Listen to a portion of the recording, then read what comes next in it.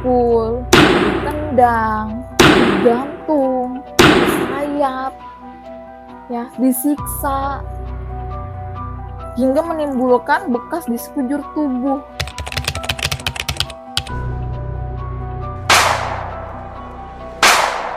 Assalamualaikum warahmatullahi wabarakatuh. Kembali lagi dengan saya Desi dalam segmen Cerita Dulu. Kisah ini berawal ketika tahun 1993, di mana di situ terjadi diskriminasi terhadap kasta-kasta yang ada di negara India. Instansi kepolisian India membebaskan para tahanan. Namun di situ yang dimiriskan adalah para tahanan yang dibebaskan hanya para tahanan yang berkasta menengah ke atas. Sedangkan tahanan yang berkasta menengah ke bawah, mereka didiskriminasi dengan dijadikan sebagai tersangka baru dan korban-korban salah tangkap baru demi kejayaan instansi tersebut.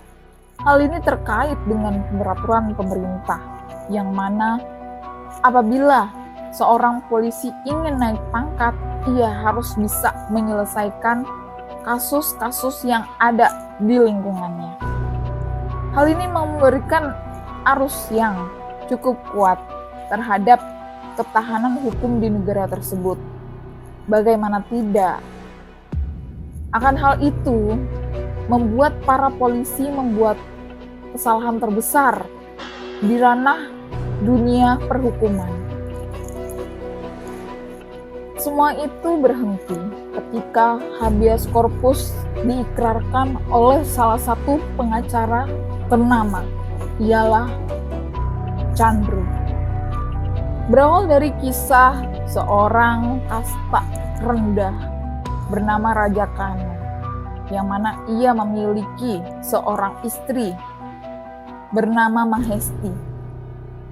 Mereka berdua hidup dengan rukun, damai, tentram bersama saudara-saudara mereka. Ada Maher dan ada Sangwini.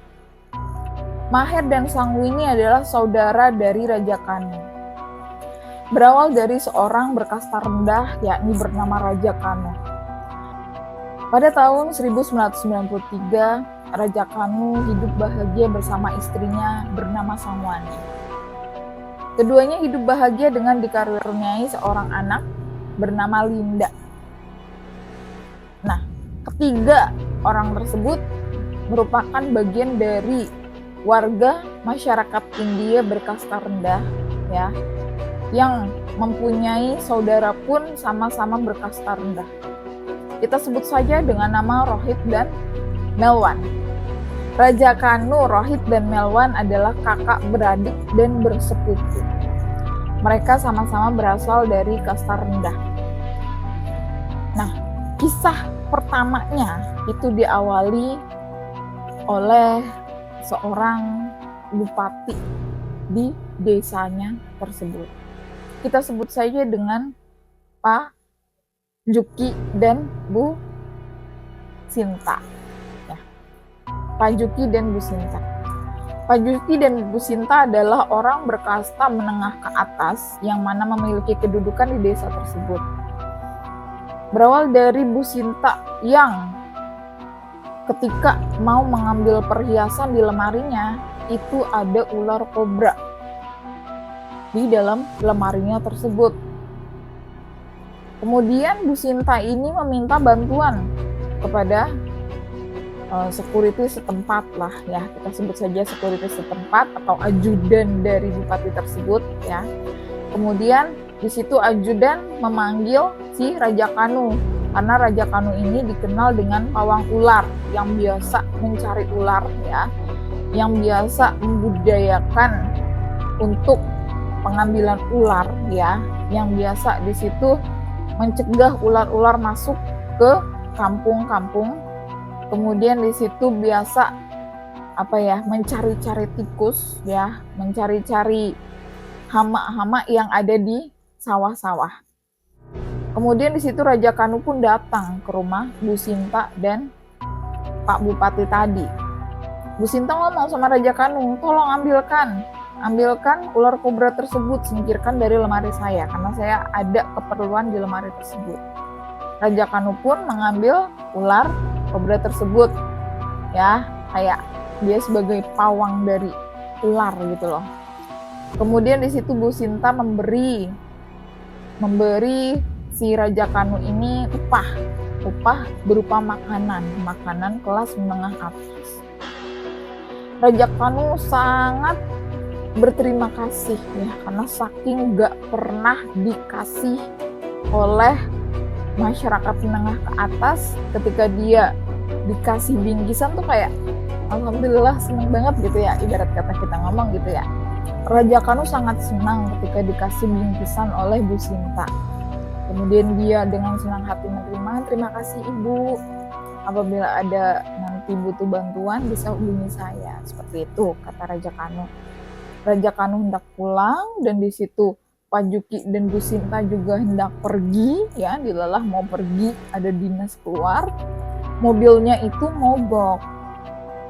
Kemudian Raja Kanu melihatnya, menolongnya, didoronglah itu mobil mogok oleh si Raja Kanu. Tapi kalian tahu apa yang diucapkan sama si Bu Sinta kepada Raja Kanu? Ini duit buat kamu. Kemudian Raja Kanu menolak, maaf Bu, kita sesama warga sini ya, apalagi Ibu adalah Ibu Bupati, ya kan? Saya tidak menerima ini. Kemudian si Ibu Sinta dengan yang kayak rasa sombongnya, maaf saya tuh nggak setara sama kamu bukan level saya, gitu. Kamu bukan level saya, jangan merasa kita itu sesama warga, ya, karena kamu dan saya itu beda level.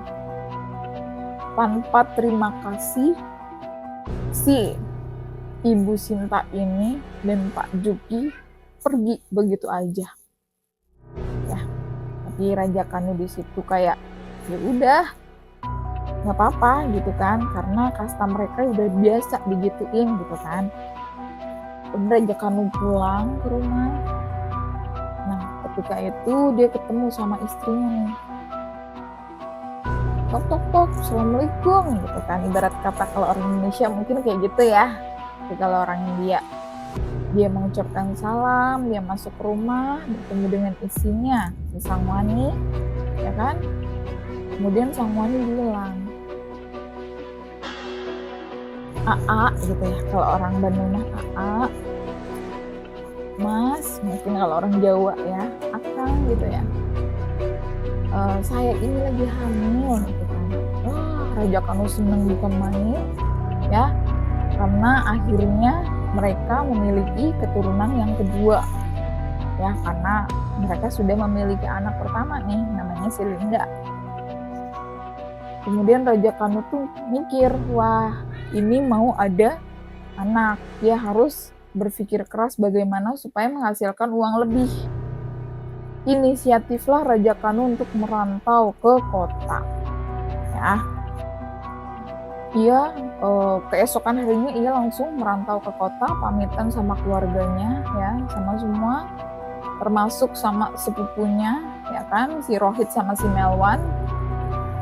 Kemudian di situ si Raja Kanu menitipkan Sangwani pada Rohit dan Melwan serta istri-istrinya. Kemudian mereka melepas Raja Kanu begitu aja untuk merantau ke kota. Setelah Raja Kanu pergi ke kota, naasnya ketika tadi kan si Pak Juki sama Bu Sinta kan pergi nih keluar dinas, pas mereka balik dan mereka menemukan bahwa rumah mereka itu dibobol maling. Ya, dibobol maling perhiasan dari Bu Sinta yang tadi di lemari, yang mana lemari itu habis ada ular kobranya dan diambil sama si Raja Kanu. Perhiasan itu raib begitu aja, gak bersisa. Paniklah Pak Juki sebagai Bapak Bupati terhormat, kan? Dia menelpon polisi setempat ya, polisi daerah. Barulah Di situ polisi daerah langsung terjun ke rumah bupati tersebut. Polisi daerah menggeledah semuanya, kemudian meneliti, ada beberapa bukti kayak sidik jari, ya kan? Ada beberapa bukti di situ, perhiasan ludes semua, ada jejak juga, jejak kaki gitu kan. Kemudian di situ diselidiki sama polisi daerah. Kepolisian daerah terdiri dari Bahil, Nori, dan Zaifur, 3 orang.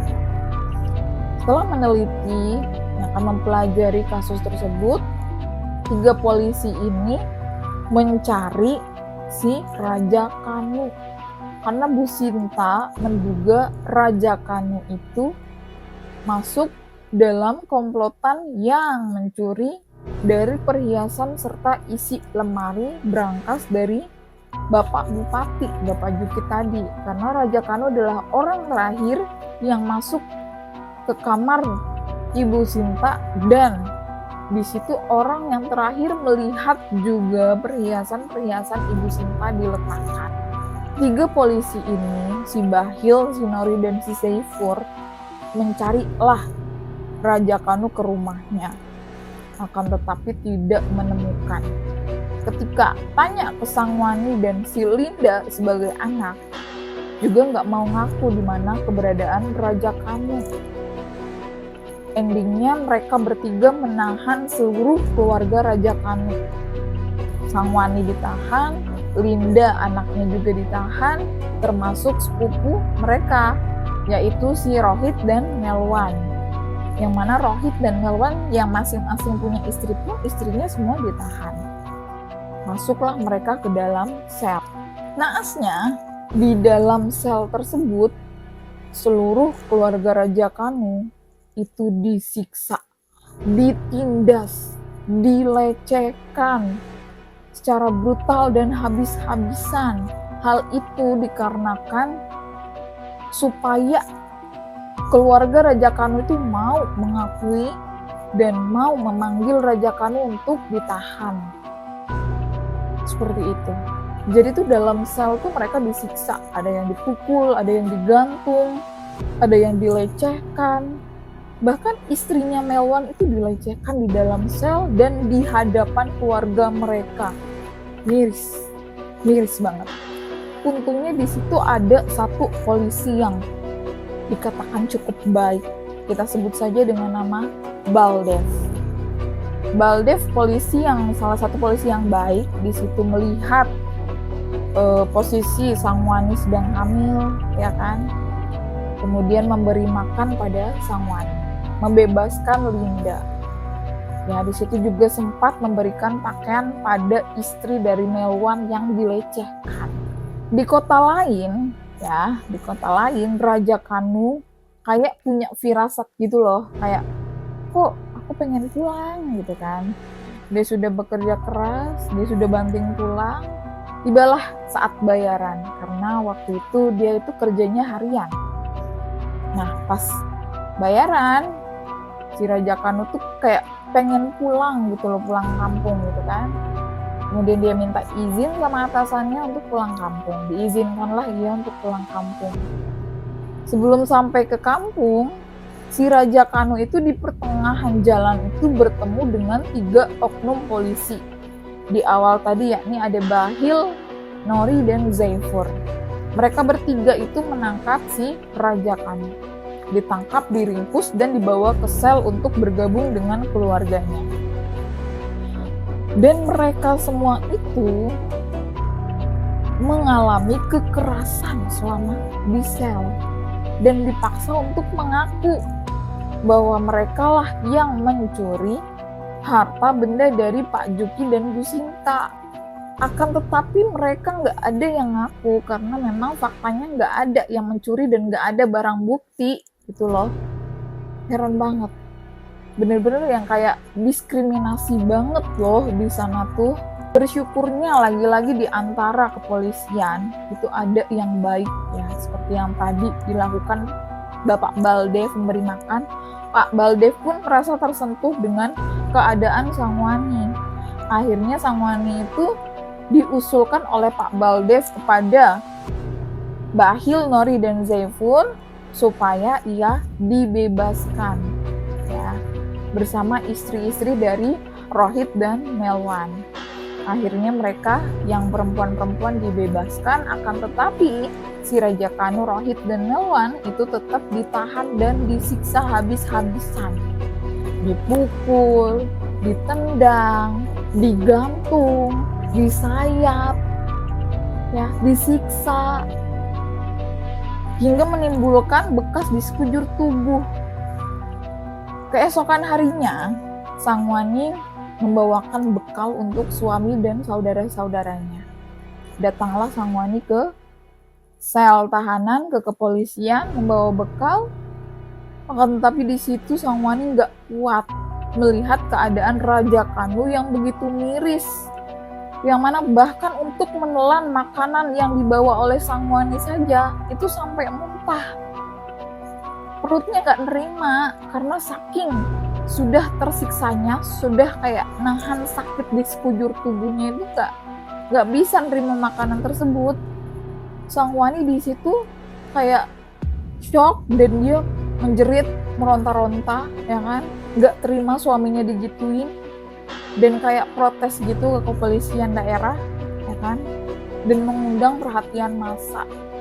Jadilah si Bakhil, Nori, dan Zaifur datang menyamperin si Sangwani dan Raja Kanu. Lagi-lagi di sini Sangwani mendapatkan perlakuan yang kurang berkenan dari oknum polisi tersebut. Sangwani malah diusir, ditendang, ya. Akan tetapi lagi-lagi alhamdulillahnya Baldev datang dan kayak memberikan perlindungan pada Sangwani supaya teman-temannya itu tidak melakukan kekerasan lagi pada Sangwani.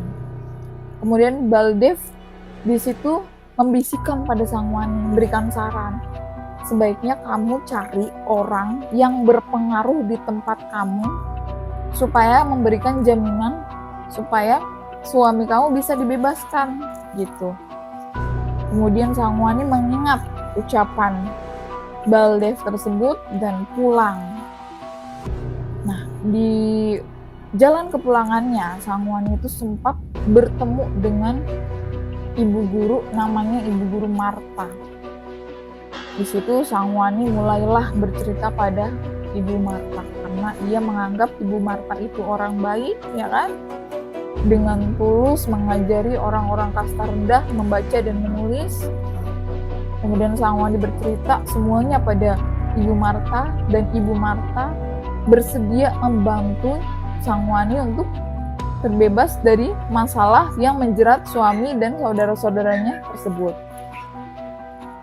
Di situ Ibu Marta dengan senang hati mau membantu Sangwani untuk menyelesaikan masalah suaminya dan saudara-saudaranya. Ibu Marta memperkenalkan Sangwani pada salah satu kenalan yang mana ia juga cukup terpengaruh walaupun untuk di kalangan menengah ke bawah. Ia adalah ketua partai, ya, salah satu partai, tapi partainya emang gak terlalu besar gitu kan. Kemudian di situ ia membantu Sangwani untuk mempertemukan dengan ketua partai tersebut. Kita sebut saja dengan Pak Abdullah. Nah, setibanya Sangwani dan Bu Marta di tempat Pak Abdullah bersedia menjadi kayak penengah atau sebagai mediator antara kepolisian dengan pihak Sangwani. Pak Abdullah membuat laporan ke kepolisian, ya kan. Akan tetapi di situ amat disayangkan ternyata pengaruhnya kurang besar untuk ranah kasus tersebut. Pak Abdullah tetap membantu dengan sepenuh hati, membuat petisi, demo, segala macem, ya kan? Datang ke kepolisian, menyerahkan bukti-bukti, akan tetapi tidak ada hasil, ya. Nah, Bu Marta dan Sangwani di situ agak kecewa, ya. Akan tetapi di situ Pak Abdullah punya kayak saran gitu loh, untuk mereka berdua mendatangi ke kota besar, ya, untuk minta tolong, minta bantuan pada seorang pengacara yang di bilang handal dan sudah biasa mengatasi kasus apapun dan tidak memandang kasta sama sekali. Pengacara tersebut ialah Kak Chandro. Namanya Kak Chandro. Ia sudah terkenal di ibu kota, ya kan? Dengan kasus-kasusnya yang berbelit dan semua keberhasilan dalam menangani kasusnya. Kemudian Ibu Marta dan sang Wani pergi ke kota menemui Kak Chandro. Ya, kemudian memberanikan diri, ya. Dan di situ mereka pun akhirnya bertemu. Sang Wani dan Bu Marta mendatangi kantor dari Kak Chandro. Kak Chandro melakukan percakapan detil dan secara intens terhadap sang Wani dan merekam semuanya dan menanyakan semua hal yang berkaitan dengan kasus tersebut. Cerita dan tumpahlah air mata sang Wani ketika mencurahkan isi hatinya kepada Kak Chandro. Kak Chandro sangat antusias untuk membantu sang Wani dan keluarganya. Keesokannya Kak Chandro, Bu Marta, dan sang Wani pergi pulang ke kampung Sanwani dan mulai melakukan identifikasi kasus, mencari celah, mencari jawaban atas semua yang dilakukan. Tibalah kita langsung ke persidangan. Berdasarkan penyelidikan yang dilakukan oleh Kak Chandro, memang benar tidak adanya bukti yang mengarah bahwa di situ Raja Kanu, Rohit, dan Melwan adalah pelaku dari pencurian tersebut. Akan tetapi hal itu dibantah oleh pengacara negara, ya, yang mana berpihak pada kepolisian. Kita sebut saja dengan Pak Maher. Ya, Pak Maher. Nah, Pak Melwan ini bersikukuh membela pihak kepolisian bahwa menyatakan bahwa Raja Kanu, Rohit, dan Melwan adalah pelaku dari pencurian yang berada di rumah Bu Sinta, istrinya Pak Juki selaku bupati di wilayah tersebut. Sangat disayangkan di meja hijau, di situ Maher selaku pengacara negara yang melindungi dari ranah kepolisian daerah tersebut itu menuturkan bahwa ada bukti-bukti yang mengarah bahwa Raja Kanu, Rohit, dan Melwan adalah pelaku utama dalam pencurian tersebut. Bukti pertama adalah ditemukannya sebuah toko emas yang menerima penjualan dari emas-emas Bu Sinta yang dilakukan oleh Raja Kanu, ya, bersama dengan Rohit dan Melwan di toko emas tersebut. Bahkan di situ dimunculkan notanya juga dan dihadirkan juga si penjual emas tersebut. Dia bersaksi bahwa yang menjual emas tersebut adalah si Raja Kanu, Melwan, dan Rohit. Kemudian yang kedua, si Maher selaku pengacara negara yang melindungi kepolisian tersebut juga menghadirkan saksi lain, yakni seorang dokter, ya, yang mana dokter tersebut itu ternyata mengobati dari si Raja Kanu, Rohit, dan Melwan. Mereka terluka, dalam tubuhnya terluka, kemudian si dokter ini menolong ketiganya dengan obat-obatan dan meresepkan obat supaya mereka bertiga membeli obat di apotek terdekat. Kemudian bukti yang ketiga, Maher selaku pengacara negara tersebut juga memunculkan bukti dan saksi yang ketiga, yakni apoteker, ya, seorang apoteker yang mana katanya itu di situ melayani Raja Kanu dan kedua saudaranya, ya, katanya mereka membeli obat kepada apoteker tersebut. Jadi hal ini memberatkan pada pengacara Kak Chandro. Hal itu membuat pelik lagi dalam kasus ini, ya. Akan tetapi Kak Chandro berhasil mematahkan semua saksi dan bukti yang ada dan dihadirkan oleh Maher sang pengacara negara. Kak Chandro berhasil mematahkan bukti dan saksi yang dihadirkan oleh Maher. Di antaranya yang pertama, bahwa di situ si Maher ini memunculkan bukti dan saksi berupa dokter. Setelah Kak Chandru diberi waktu oleh pengadilan untuk menyanggah dari saksi dan bukti yang diajukan oleh Maher, Kak Chandru menemukan fakta bahwa dokter yang diajukan adalah bukan dokter asli, melainkan hanya dokter gadungan, dokter palsu. Bahkan untuk SK-nya saja nggak ada. Nah, itu penyanggahan yang pertama. Kemudian penyanggahan yang kedua adalah penjualan dari emas. Ya, terbukti bahwa di situ ya si Raja Kanu dan kedua saudaranya itu tidak terbukti menjual emas tersebut kepada toko emas. Ya kan? Karena nggak ada di situ orang-orang yang berciri-ciri seperti ketiga di atas itu menjual emas tersebut. Kemudian yang ketiga adalah apoteker. Terbukti bahwa apoteker tersebut juga bayaran, dan ketiga orang ini sebagai saksi dan bukti itu semuanya orang bayaran yang dilakukan oleh Kapolda setempat, yakni si Bahil, Nori, dan Zaifur. Kurang ajar banget ya guys. Aduh. Hakim pun memanggil Kapolda setempat ya. Tadi ada si Bahil, Nori, dan Zaifur. Didatangkan dan diajukan ke dalam podium. Dan mereka itu beralasan apa? Kalian tahu alasannya apa? Alasannya nggak logis banget, katanya karena tekanan pekerjaan yang dilakukan oleh Pak Saiful. Seperti itu alasannya. Pak Saiful adalah inspektur dari Kapolda setempat. Bahil dan Nori Zaifur bekerja. Ya, jadi dengan kata lain atasan mereka.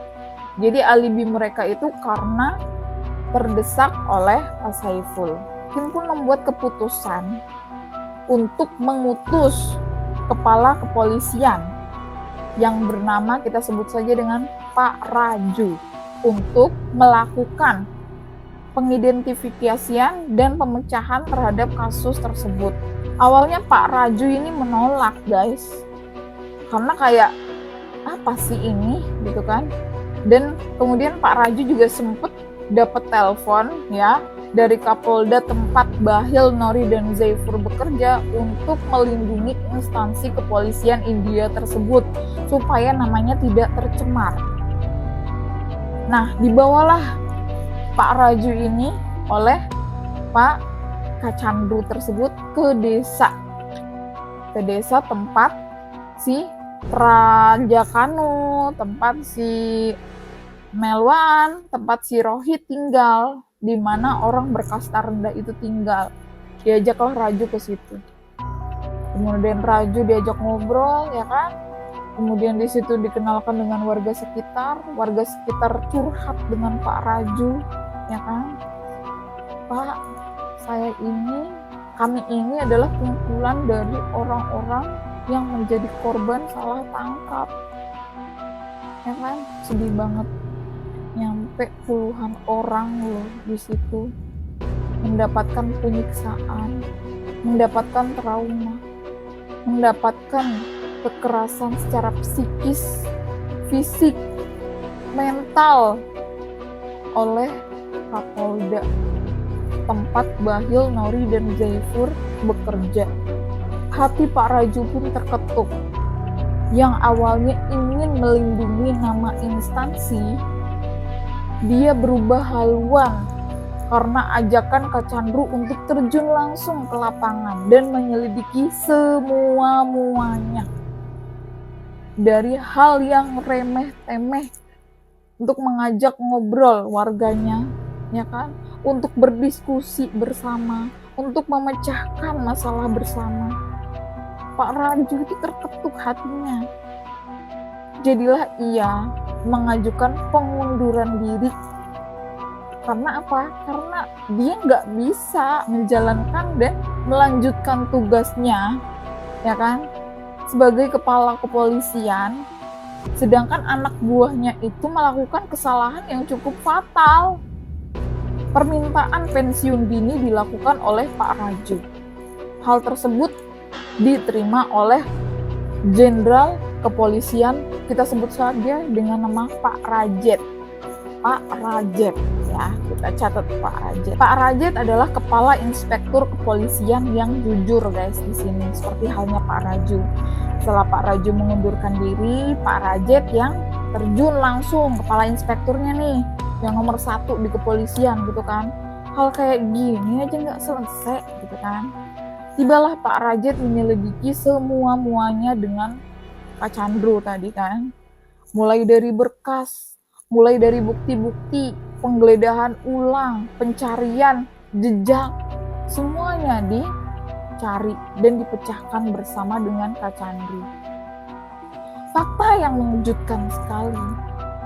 Ya, bener-bener kayak gak ada yang menyangka. Ya, kita langsung aja ke endingnya. Raja Kanu itu ternyata sudah meninggal, guys. Orang yang dicari-cari, yang dikatakan oleh Polda, yang dikatakan oleh Bahlil Nori dan Zaifur itu kabur, ternyata sudah meninggal. Untungnya dicari oleh Pak Rajet dan Kak Chandro sampai ke pelosok-pelosok. Dan itu pun ketahuan meninggalnya itu setelah beberapa bulan, guys. Kak Chandro di situ menemukan fakta bahwa Raja Kanu itu ditemukan oleh warga daerah lain yang lumayan jauh nih dalam keadaan meninggal tabrak lari. Sih, ini parah banget kasus yang kayak menurut gue tuh apaan sih ini? Dan ini tuh nyata. Kejadian ini nyata, guys. Bisa kalian search ya beritanya. Itu berita tahun 1993. Gue aja belum lahir gitu kan. Astaga. Kalau dipikir-pikir agak mirip-mirip gak sih dengan kasus yang viral di negara kita saat ini? Ya gak sih? Ya, kita next ke cerita lagi ya, guys ya. Kepala Inspektur Pak Rajet menemukan fakta bahwa di situ Raja Kanu termasuk dalam korban tabrak lari. Ya, mayatnya dibawa ke rumah sakit X, kita sebut saja rumah sakit X yang jaraknya lumayan jauh, ya. Akan tetapi rumah sakit X tersebut punya kayak bukti fisik foto mayat tersebut, kemudian kayak punya data forensik, ya. Akan tetapi data forensik ini dipegang oleh satu dokter forensik, ya. Kita pegang nih, ini yang dulu nih. Kemudian kalau si Raja Kanu ketemu, di mana si Rohit sama Melwan ini, kedua saudaranya ini masih belum ketemu nih, karena bisa jadi ini dua orang ini sebagai saksi utama, ya kan? Sedangkan Raja Kanu sendiri sudah meninggal, berarti tinggal dua orang sebagai saksi utama. Rajet ya mengarahkan semua anak buahnya, bahkan di situ mengajak Sangwani dan Bu Marta sebagai guru tadi, ya kan, untuk berkeliling ke seluruh penjara yang ada di wilayah tersebut guna mencari Rohit dan Melwan. Di tempat yang jauh daerah Y sana, ya, kita sebut saja dengan daerah Y, ya. Tibalah Bu Marta melihat ya bahwa ada orang yang mirip dengan si Rohit dan Melwan. Setelah disamperin, ternyata itu memang bener Rohit dan Melwan. Jadilah semuanya itu dikumpulkan ke dalam podium meja hijau pengadilan. Di situ Rohit dan Melwan menjadi saksi. Ya, Rohit menceritakan bahwa selama di sel penjara, ya, mereka itu disiksa, tidak diberi makan, ya kan? Kekerasan fisik, kekerasan mental, ya kan? Kekerasan verbal mereka terima. Bahkan si Raja Kanu itu ternyata meninggal bukan karena kecelakaan tabrak lari, akan tetapi memang meninggal di sel tahanan tersebut. Aduh, miris banget sumpah, ya Allah. Sedih, miris, kayak yang keadilan ini tuh susah banget gitu loh diterapin di negara tersebut. Rohit bersaksi di situ karena posisinya Rohit itu dia sendiri yang sadar waktu disiksa oleh kepolisian di sel tahanan. Sedangkan Melwan dan Raja Kanu setelah disiksa itu mereka pingsan. Ya. Kemudian Rohit membangunkan si Raja Kanu sama si Melwan, akan tetapi nggak mau bangun. Dan fakta mengejutkan ya, di situ tulang rusuk dari Raja Kanu itu sudah patah. Itu dituturkan oleh Rohit. Rohit sempat meminta bantuan kepada salah satu polisi. Di situ kita sebut saja dengan tadi si Nori ya. Nah, di situ Nori mengecek keadaan si Raja Kanu sama si Melwan. Ngeceknya bukan kaleng-kaleng, guys. Parah banget sih. Ngecek dia udah meninggal atau enggak, itu dengan siksaan kembali, bukan yang kayak dibangunin, hei bangun gitu kan. Enggak. Itu lebih sadis. Kalian tahu bon cabe kan? Bon cabe yang buat campuran mie tersebut. Gila sih, ini gila sumpah. Bon cabe itu ditaburin ke mata mereka berdua untuk ngecek ya apakah mereka udah meninggal atau belum. Sadis banget, itu sadis banget. Orang kayak kita makan apa yang agak pedes, muncrat ke mata aja pedes gitu ya. Itu bon cabe ditaburin di matanya. Gila. Ketika Melwan ditaburi bon cabe oleh si Nori, bangunlah si Melwan ya. Berarti Melwan ada respon nih, dia masih hidup. Dia dibantu oleh si Rohit untuk sadarkan diri, ditiup-tiup matanya biar nggak panas kan. Akan tetapi sangat disayangkan bahwa Raja Kanu itu tidak memberikan respon terhadap bon cabe yang ditaburkan oleh si Nori. Dan bisa dikatakan bahwa Raja Kanu tewas seketika ketika mendapatkan penganiayaan tersebut. Dan di situ dibuktikan tulang rusuknya Raja Kanu itu patah. Dan yang menyaksikan hal tersebut hanya Rohit.